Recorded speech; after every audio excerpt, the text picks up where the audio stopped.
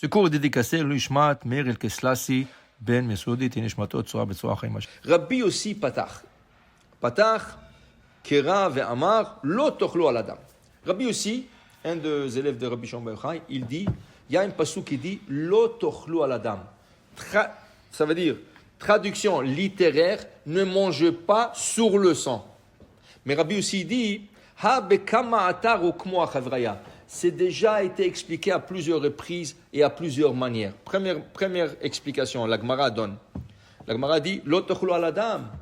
Tu ne peux pas manger jusqu'à ce que tu pries pour toi, pour ton sang, pour ton bien-être, pour ta guérison, Alors ça veut dire que le matin, là, tu ne t'assois pas à faire un petit déjeuner, juste avant tu fais la prière d'abord. Lo tochlu, achi titpalelu al damchem. Prie pour ton sang, puis prie pour ton bien-être, et après assis-toi à manger. Okay? Ça c'est une explication. Al tochlu al adam. Ne manger. Okay? Il y a des autres explications.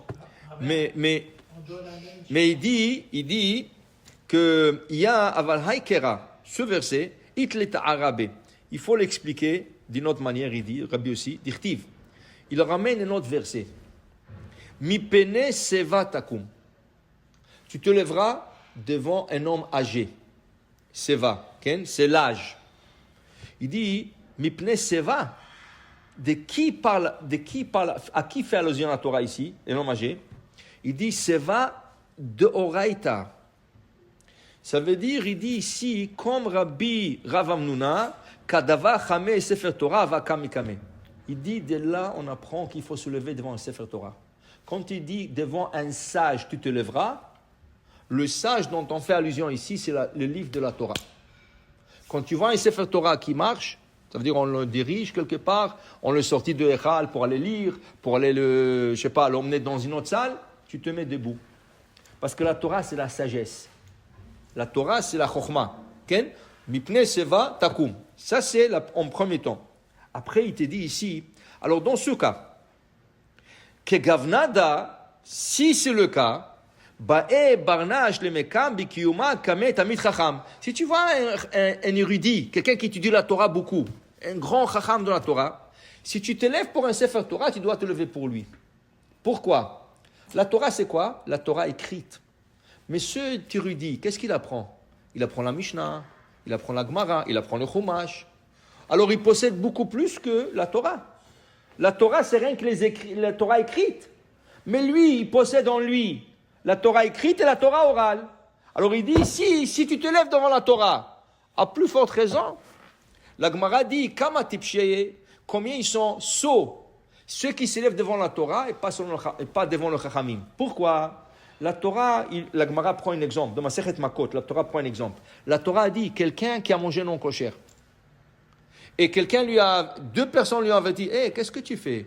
C'est lo kasher, ma ta aussi. C'est pas kasher. Il dit, non, laissez-moi tranquille, moi, ça ne me regarde pas ces affaires. Et ils vont au Bedin, le Bedin va le convoquer, il dit, tu as mangé non kosher? Il dit, non. Il dit, mais tu as deux témoins ici, là. Ils t'ont averti. Ok, on va te donner ma cote. Combien il faut lui donner? 39. Okay? Qu'est-ce qui est écrit dans la Torah? 40. Arbaim yakenu. Dans la Torah, c'est écrit, donne-lui 40. Pourquoi on lui donne 39? Parce que le Chachamim, quand ils ont appris la Torah, ils ont déduit de versets que la Torah ne voulait pas donner vraiment 40, la Torah voulait donner que 39. Tu sais qu'est-ce que c'est un coup de plus après 39 coups? Tu peux tuer le gars. Dis la Gemara, regarde le Chachamim, comment ils sont partis chercher dans la Torah, de dire que c'est pas 40, c'est 39. Que la Torah rien qu'a arrondi le chiffre. Ça ne mérite pas de se lever devant ce Chachamim qui apprend de la Torah et qui explique la Torah et qui facilite les choses et qui aide aux gens. Alors il dit, tipshim, les gens sont tipèches s'ils te lèvent devant un Sefer Torah. C'est normal, c'est obligatoire de se lever devant un Sefer Torah. Mais tu ne te lèves pas devant le Chacham, c'est lui qui apprend la Torah. Il possède la Torah écrite et la Torah orale.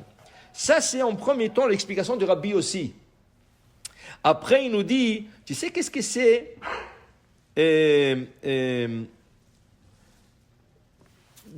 Amar Rabbi Shimon, Mikan remez la Torah shebichtav, remez la Torah shebalpeh, et tout anenan, on a appris encore. Mazé mipne seva takum. Devant un homme âgé, tu te lèveras. c'est pas écrit hommagé, seva. Seva, c'est la vieillesse, si tu veux. Il te dit, devant ou avant la vieillesse, lève-toi. Qui veut dire, avant que tu deviennes trop vieux, lève-toi et fais tchouva. C'est pas rien que se lever devant la Torah, se lever devant un chacham. Se lever à temps avant la vieillesse. Avant que tu sois trop fatigué, tu ne pourras rien faire, tu n'auras pas des envies. Tu vas faire tchouva, que tu veux ou pas, tu vas faire tchouva. Tu vas t'asseoir à la maison toute la journée. Qu'est-ce que tu vas faire toute la journée? Okay? Lève-toi avant et commence à faire tchouva un peu. Commence à étudier, commence à aller à la synagogue, commence à faire des choses avant que la vieillesse arrive. Il dit ici, c'est sûr que la tchouva, même au dernier souffle, elle est valable. Le gars, avant de donner son dernier souffle, il dit « Ah, je regrette tout ce que j'ai fait, tach, il meurt. » C'est sûr qu'il est Baal Tchouva, il a fait Tchouva. Mais ce n'est pas la même chose quand tu es jeune et tu peux faire des péchés, et tu as des tentations, et tu as des désirs, et tu t'arrêtes. Tu dis non, je vais faire tchouva, je ne vais pas le faire, je vais être dans le gauche. C'est beaucoup plus fort. Alors, dit Rabbi aussi, c'est ça que la Torah voulait dire, Mipnei Seva, avant que la vieillesse arrive, Takoum, lève-toi et commence à faire tchouva. Baruch Adonai Le'olam, Amen ve Amen.